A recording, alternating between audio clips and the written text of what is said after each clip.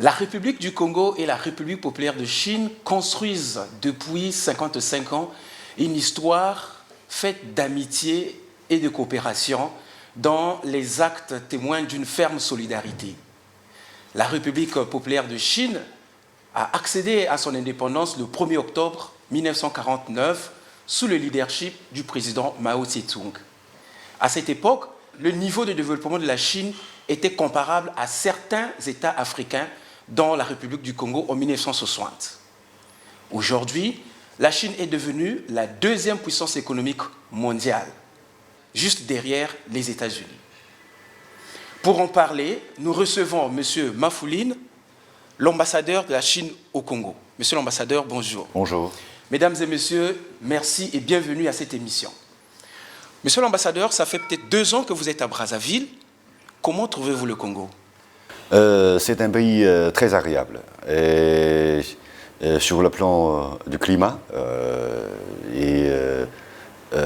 mais surtout, c'est un pays très aimable vis-à-vis du peuple chinois. Donc je sens, disons, cette amitié très profonde entre les deux peuples. Cette année, la Chine célèbre les 70 ans de son indépendance. C'est un grand événement pour vous et les festivités ont commencé depuis des mois. Vous préparez avec beaucoup de minutie cet événement, que ce soit en Chine qu'ici au Congo. Mais la Chine, l'histoire de la Chine, c'est peut-être 3 personnages. Le président Mao Tse-tung, le président Deng Xiaoping et aujourd'hui le président Xi Jinping. Quelles leçons peut-on tirer du parcours politique de ces 3 personnages ? Ah oui, vous avez très bien suivi l'histoire de la Chine. Vous connaissez très bien même la réalité de la Chine. Lors du dernier congrès, c'est-à-dire le 19e congrès du Parti communiste chinois, le secrétaire général du parti, M. Xi Jinping, a prononcé un discours. Dans son discours, il a fait un bilan, disons, de la Chine contemporaine, surtout après la fondation de la République populaire de Chine.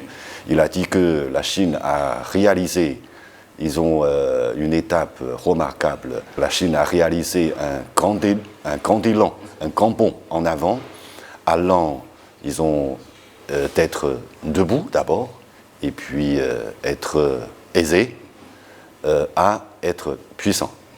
Donc, vous avez cité 3 personnalités qui marquent l'histoire contemporaine de la Chine. Vous avez tout à fait raison.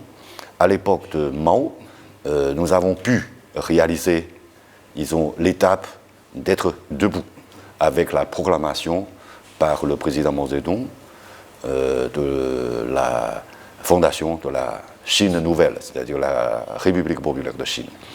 Et sous la direction de Mao Zedong, la Chine a obtenu entièrement son indépendance politique et économique.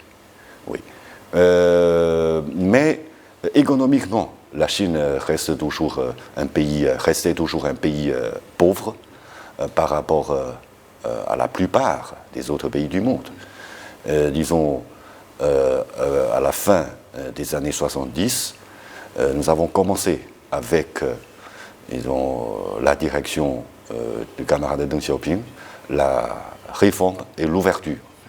La Chine est entrée dans une nouvelle époque marquée par la réforme et l'ouverture. Donc, pendant cette période, la Chine a réalisé la lutte contre la pauvreté surtout. Pendant ce temps, l'économie chinoise a connu une croissance très rapide, avec un taux de croissance annuel à peu près de 10%, un peu moins de 10%, ce qui a permis à la Chine, disons, de rattraper le retard avec le reste du monde, surtout avec les pays développés. Et puis avec la 3e personnalité politique de la Chine, qui est le camarade Xi Jinping. Donc la Chine est entrée dans une 3e nouvelle époque, donc ce qui est la nouvelle ère du socialisme à la chinoise. Oui, parce que Si on dit que la Chine est entrée dans une nouvelle ère, c'est parce que la société chinoise change. Avant, c'était la pénurie, c'était la pauvreté. Mais aujourd'hui, c'est le haut niveau. La surproduction. Oui, c'est le haut niveau de la vie. C'est la demande du peuple pour une vie meilleure. Et la contradiction entre cette demande du peuple et notre demande qui reste encore non équilibrée et insuffisant, marquée par le manque de la haute qualité, mais une surproduction dans des industries du niveau bas et moyen. Donc voilà. Et puis avec l'entrée de la Chine dans cette nouvelle ère, le socialisme à la chinoise est perfectionné. Donc nous avons établi, nous avons perfectionné un système politique, économique, culturel et social et écologique, disons, de plus en plus approprié à la réalité chinoise. Donc le système est de plus en plus mûr pour notre pays, avec bien sûr beaucoup de progrès réalisés chaque jour, tangibles pour le peuple. Donc surtout nous avons un principe, disons, de mettre le peuple sur le centre de développement. Et c'est aussi un principe que nous pratiquons dans notre coopération avec les pays amis, oui, comme le Congo. Justement, vous parlez de les questions d'amitié avec les pays avec lesquels vous êtes en coopération, dans le Congo. Mais que répondez-vous à certaines critiques de certains pays, les pays qui disent que, en fait, vous vendez de l'illusion. Ce n'est pas la vérité, ce n'est pas la réalité. Mais parce que ces pays-là sont pauvres, majoritairement ici en Afrique, et vous leur vendez l'illusion que le développement se fera très rapidement. Mais en réalité, peut-être ce n'est pas vrai. Vous vendez de l'illusion. Que répondez-vous ? Non, les progrès réalisés par la Chine sont reconnus par tout le monde, c'est évident. Donc, mais le modèle chinois n'est bon que pour la Chine. Donc, ce qui est bon pour les uns n'est pas forcément bon pour les autres. Ça, c'est vrai, ça, c'est une réalité. Si la Chine a réussi, c'est grâce à la recherche, grâce à sa recherche, disons, pour un modèle qui répond bien à la réalité, à sa propre réalité. Je crois que pour les pays d'Afrique, pour les pays en voie de développement, c'est la même chose, c'est la même logique. Donc, autrefois, vous avez, peut-être, vous ne connaissez qu'un ou deux, ou bien plutôt un seul modèle de développement, ou un seul modèle politique. Mais ça ne va marcher. C'est la réalité. Donc, comme l'Afrique. L'Afrique a connu l'indépendance depuis beaucoup d'années. Mais la plupart des pays restent toujours très pauvres. Je crois que on peut trouver les raisons dans le système, dans le modèle de développement. Oui. Donc la réussite de la Chine, c'est-à-dire que l'entrée de la Chine dans la nouvelle époque du socialisme à la chinoise, ouvre une nouvelle possibilité pour les pays en voie de développement, disons surtout pour les pays qui veulent réaliser une croissance rapide tout en gardant son indépendance, son autonomie politique, de prendre les choix nouveaux. Oui. Pas forcément le modèle chinois, mais un modèle qui répond bien à vos propres besoins, à votre propre réalité et à votre propre culture. Ça, c'est une inspiration, disons, des expériences de la Chine. La Chine a organisé, par le biais du ministère des Finances et la Banque chinoise pour le développement, un forum ici à Brazzaville, le forum Investir en Afrique. Est-ce qu'on peut savoir qu'est-ce qui a été retenu pour le compte de l'Afrique, des projets que la Chine va financer en Afrique? Oui. Donc, le forum Investir en Afrique de cette année est le 5e du genre. La 5e édition, donc le thème de ce forum est surtout centré sur l'investissement. Mais quand on parle de l'investissement, c'est surtout investissement économique. Ça concerne surtout les affaires, sur le business, l'économie proprement dite. Donc ça ne veut pas dire qu'on doit décider ou bien signer des contrats sur des projets concrets. Bien sûr, pendant le forum, 7 documents de coopération ont été signés, surtout entre les institutions financières de la Chine et les différentes institutions ou organisations ou entreprises africaines ou chinoises. Bien sûr, il y a encore d'autres projets sur lesquels on a signé, disons, certains documents comme le mémorandum, comme les lettres d'intention. Mais ça ne veut pas dire que ce forum vise les projets, mais c'est plutôt une plateforme sur laquelle tout le monde, surtout les pays d'Afrique, discute ensemble avec les partenaires internationaux sur, disons, les mesures à prendre pour promouvoir l'investissement en Afrique. Parce que si l'Afrique reste sous-développée aujourd'hui, une des raisons est le manque de financement. Oui. Il y a en Afrique, on manque non seulement de financement, mais aussi du capital humain, mais aussi des infrastructures. Pendant ce forum, tous ces sujets, on en a parlé. Oui.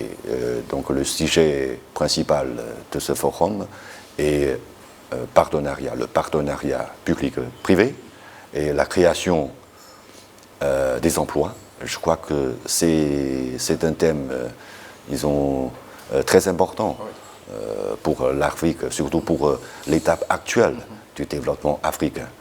On a quand même examiné beaucoup de grands projets, oui, mais c'est à faire. Je crois que ça n'écarte pas, ça n'exclut pas la signature sur les projets, la signature sur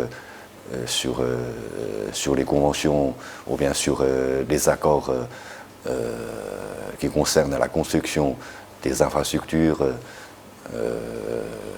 et des projets. Mais, tout comme le dit le thème de ce forum, on construit les projets par, disons, un partenariat public et privé, parce que c'est peut-être une façon importante ou principale. Parce qu'autrefois, tout le monde connaît que le Congo a connu un problème de la dette. Je crois que si on peut tirer des leçons là-dessus, disons, la façon de la coopération est à améliorer. Il ne faut pas que le gouvernement assume tout le fardeau des financements, mais il faut mobiliser, il faut mettre en valeur, disons, la capacité des entreprises, des institutions financières pour diversifier, disons, le mode de coopération, pour avoir un mode de développement plus efficace. Oui, monsieur l'ambassadeur, on va revenir sur la coopération directe avec le Congo. En juillet 2015, le Fonds monétaire international révèle que le Congo a une dette odieuse de quelques 5 milliards de dollars et dont la moitié appartiendrait à la Chine. Et c'est peut-être au même moment que vous également, vous arrivez un peu à Brazzaville, vous trouvez cette affaire. Les Congolais, dans leur majorité, se posent la question, les Chinois sont nos amis qui viennent pour nous aider à sortir du développement. Comment à la clé, à la fin, on se retrouve avec cette grosse dette? La coopération sino-congolaise est un peu comme l'économie congolaise. Parce que l'économie congolaise est trop dépendante d'un seul secteur. Le pétrole. Oui, c'est le pétrole. Et la coopération entre nos deux pays a eu le même problème. Je crois que notre coopération est trop centrée sur les coprojets des infrastructures. Le Congo, pendant ce temps, le Congo a connu un grand progrès sur la construction des infrastructures. Ça, c'est un côté positif, mais il y a également le fardeau de la dette. C'est le niveau assez haut de l'endettement du pays. Oui, ça c'est vrai. Mais je dois d'abord clarifier que, disons, le problème de la dette du Congo n'est pas causé par la coopération sino-congolaise. Ce problème est dû d'abord à la structure économique du Congo. Pour résoudre ce problème, il faut continuer, il faut régler ce problème par le moyen de développement, parce que c'est un problème, disons, dans le processus de développement. Donc, il faut qu'on utilise les moyens de développement pour résoudre ce problème lié au développement. Et puis, du point de vue du chiffre, c'est vrai que le Congo doit à la Chine, c'est pas à la Chine, c'est plutôt à une banque chinoise, un certain nombre de dettes. Mais ce ne sont pas des mauvaises dettes, parce que... L'exim Bank. Oui, c'est l'Exim Bank. Ce n'est pas une mauvaise dette. Tout cet argent ont été utilisés à un bon endroit, avec des réalisations qu'on peut constater. Oui. La principale cause, disons, du problème de la dette du Congo est due surtout à la dette vis-à-vis des traders. Oui, parce que ça, c'est la dette à usure. Ça va, ça revient, ça va, ça revient. Oui. Ça, c'est comme un trou. Donc, ça, c'est une perte de sang. Oui, je crois que ça, il faut absolument le résoudre. En ce qui concerne la dette vis-à-vis de la Chine, heureusement, nous avons enfin pu trouver une solution. Oui, justement, vous avez fait la restructuration. Oui, la restructuration. Et puis le gouvernement, au niveau du gouvernement, nous avons décidé d'annuler à peu près 20 millions de dollars que le Congo doit à la Chine. Ce sont la totalité de la dette congolaise qui arrive à échéance, oui, vis-à-vis du gouvernement congolais. Oui. Il faut dire que nous avons déjà constaté, nous avons déjà remarqué, fait attention à ce problème, et nous avons pris des mesures, non seulement par la restructuration de la dette, disons, entre le Congo et l'Exim Bank, mais aussi le gouvernement, d'une part, a pris la mesure sur l'annulation d'une partie de la dette, et peut-être vous avez remarqué que lors du sommet de Pékin du FOCAC, le président Xi Jinping a annoncé une aide du gouvernement chinois, disons d'1 milliard de yuan, à peu près plus de 80 milliards, de francs CFA. Donc ça, c'est un don pour soulager les finances du Congo. Ça, ce n'est pas, puisque ce sont des dons, donc on n'a pas besoin de les rembourser. Donc ça, c'est aussi une mesure. Oui. Tout cela, c'est pour mener à bien notre coopération, pour que notre coopération soit plus saine, plus efficace, aille dans des bonnes conditions. Ça c'est notre... Mais dans le même temps aussi, monsieur l'ambassadeur, la Chine a été obligée d'arrêter certains projets ou bien d'auditer certains projets, les principaux projets, la télévision numérique pour tous, les tours jumelles, les centres commerciaux, les 4 projets principalement, peut-être pour bien regarder ce qui se passe à l'intérieur. Oui, non, la Chine n'a jamais arrêté les projets. Vous voyez que les tours jumelles, bien que les financements n'arrivent toujours pas, mais les travaux continuent toujours. Oui, chaque jour,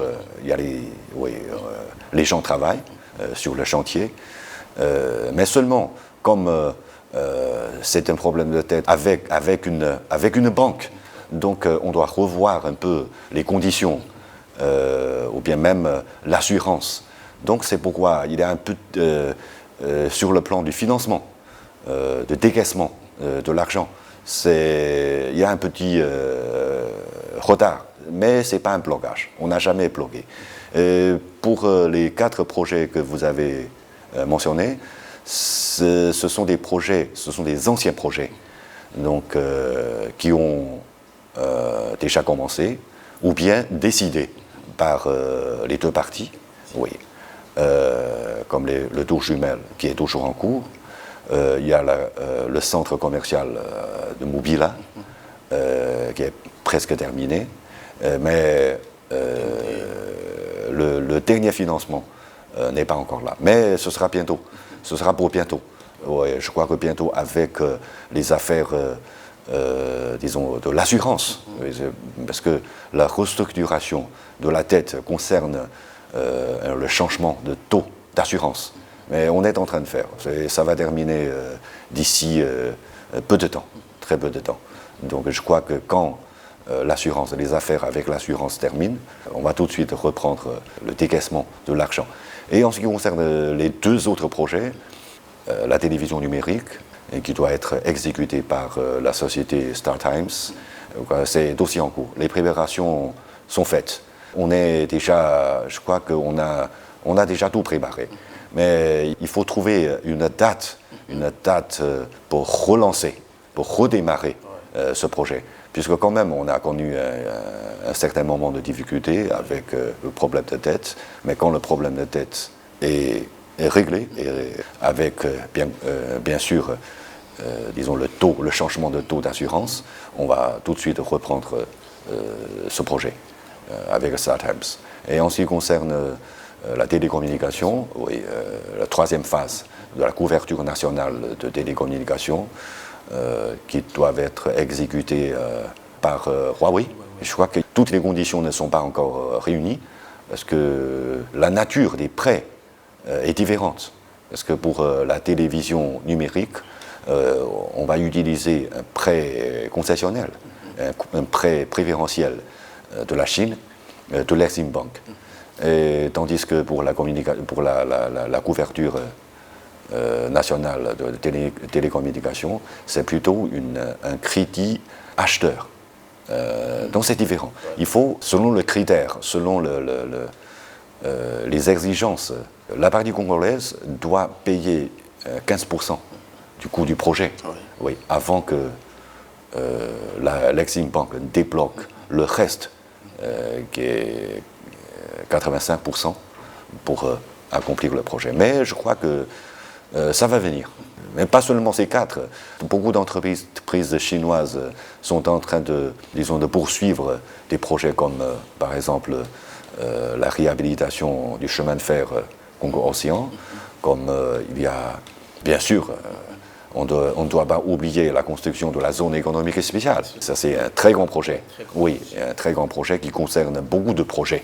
Oui, justement, je voulais un peu me faire aussi porte-parole aujourd'hui de l'opinion nationale. On voit bien que la Chine est présente au Congo et que la Chine apporte beaucoup d'argent pour le développement du pays. Mais c'est beaucoup plus dans la construction des infrastructures. Est-ce que, à partir de 2020, on peut espérer voir la Chine entrer dans la diversification de ses investissements, tels que dans le domaine agricole? Tout à fait, tout à fait. Oui, je crois que tout à l'heure, je dis que notre coopération est un peu comme l'économie congolaise. Oui, l'économie congolaise a besoin d'une diversification. Notre coopération également.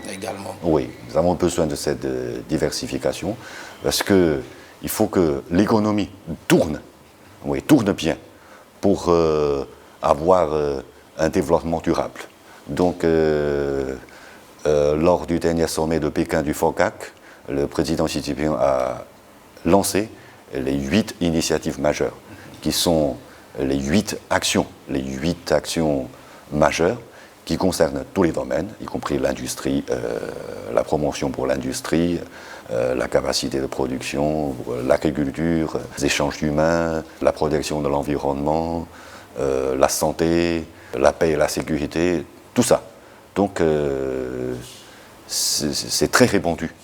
Donc, je crois que notre coopération sera répartie, disons, plus rationnellement dans beaucoup de domaines. Monsieur Mafouline, plusieurs rapports des organisations locales ici, les droits de l'homme, droits de l'environnement, mais aussi des communautés paysannes, rurales, accusent souvent des sociétés chinoises d'être à l'origine de destruction de l'environnement dans leur activité d'exploitation minière ou forestière. Est-ce que souvent vous avez échangé avec les patrons de ces sociétés ou bien les ouvriers chinois qui sont dans ces sociétés pour comprendre ce qui se passe?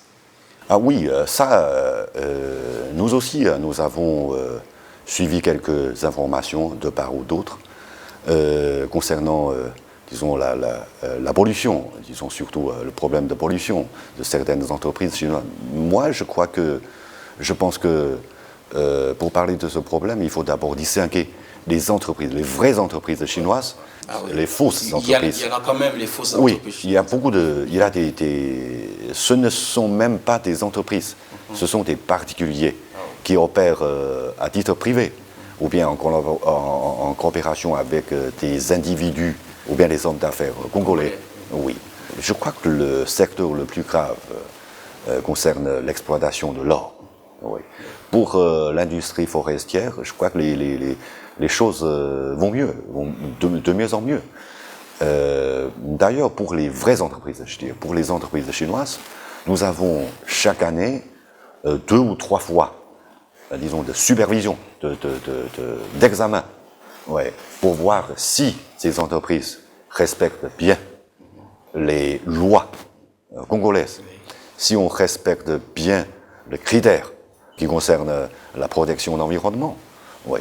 Mais selon les résultats des examens, je crois que le constat est plutôt positif.